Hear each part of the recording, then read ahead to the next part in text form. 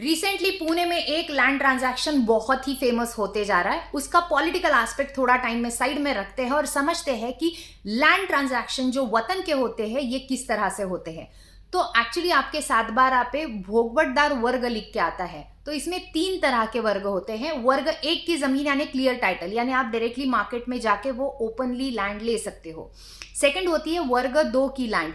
2 की लैंड यानी वो लैंड वतन की होती है या फिर फॉरेस्ट की होती है। वतन यानी पुराने जमाने में बख्शिशी में जो लैंड दी जाती है, अगर वो किसी को भी बेचनी है तो पहले उसको वर्ग 1 में रीग्रांट करना जरूरी होता है। तीसरी लैंड होती है वर्ग 3 की लैंड, जो ट्रस्ट की लैंड होती है। तो जो किस्सा है ये है कि वतन की लैंड यानी अगर पहले जमाने से चलती आई हुई लैंड है, बख्शिशी में दी गई लैंड है, तो वो लैंड वर्ग 2 के अंदर आती है। उसको क्लियर टाइटल वर्ग 1 में करना जरूरी होता है, जिसके लिए एक क्लॉज है, लिख के आया हुआ होता है कि अराउंड 50% से 75% शेत सारा का गवर्नमेंट को पहले भरना पड़ता है, उसका रीग्रांट करना पड़ता है, तब वो जमीन वर्ग 1 में आती है और फिर वो ओपन मार्केट में आप बेच सकते हो।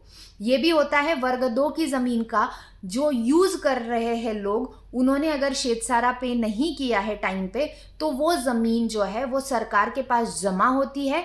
बट जमा होने के बाद भी अगर उसके पर कोई भी ट्रांजैक्शन करना है वो या किसी को बेचना भी है, तो उस पर पहला शेतसारा भर के उसको वर्ग 1 में लाना जरूरी होता है।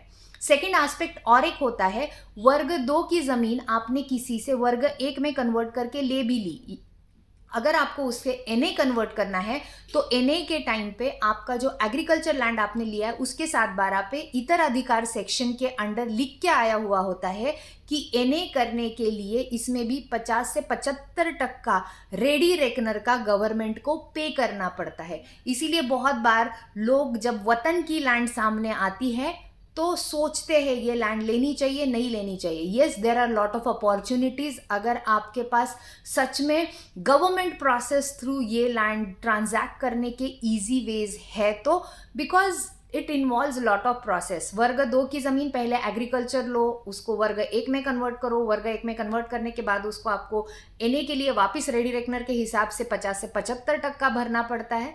So there are huge transaction and at the same time जिनके नाम से ये बख्शिशी में वर्ग 2 की लैंड है उनको भी कॉम्पेंसेशन देना पड़ता है। So this is a land aspect of the entire transaction.